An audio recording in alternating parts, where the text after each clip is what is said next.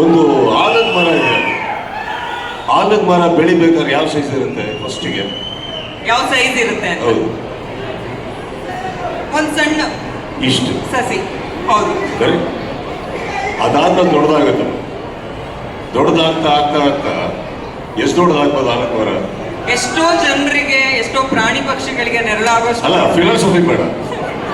ಎಷ್ಟು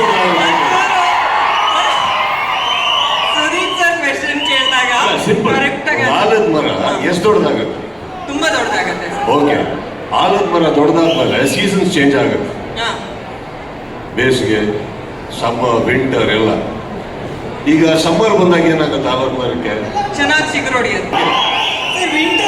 ಸಮ್ಮರ್ ಅಲ್ಲಿ ಎಲೆಗಳು ಹೋಗ್ತವೆ. ಆಮೇಲೆ ಮಳೆಗಾಲ ಅಂತ ಬರುತ್ತೆ, ಎಲೆ ಚಿಗುರುತ್ತೆ, ಹಣ್ಣು ಬಿಡುತ್ತೆ. ಅರ್ಥ ಆಯ್ತಾ?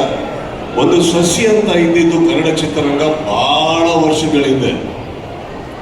ಆಲದ ಮರ ಬೆಳೆದ್ಮೇಲೆ ನೀವು ಇವತ್ತಿಗೆ ಬಿದ್ದೋಯ್ತು, ಸೋತೋಯ್ತು, ಗೆಲ್ಸಿ, ಮತ್ತೆ ಗಾಳಿ ಬಂದಿದೆ.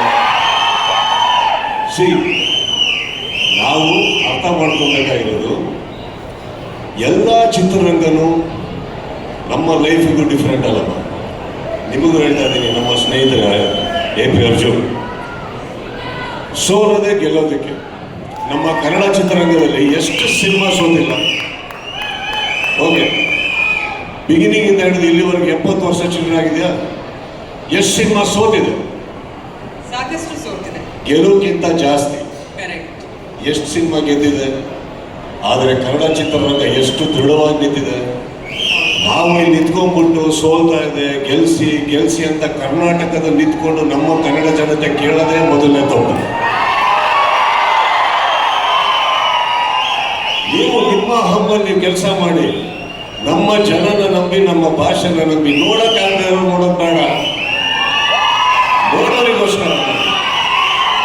ಮನೆಯಲ್ಲಿ ಚೆನ್ನಾಗಿ ಅಡುಗೆ ಮಾಡಲ್ವಾ? ಮನೇಲಿ ಚೆನ್ನಾಗಿ ಅಡುಗೆ ಮಾಡಲ್ವಾ? ಹಾಗಂತ ಹೋಟ್ಲಲ್ಲಿ ಊಟ ಮಾಡಿಲ್ವ ನೀವು? ಹೋಟ್ಲಲ್ಲಿ ಊಟ ಮಾಡಿದ ಮಾತ್ರ ವಾಪಸ್ ಮನೆಗೆ ಬಂದಿಲ್ವ?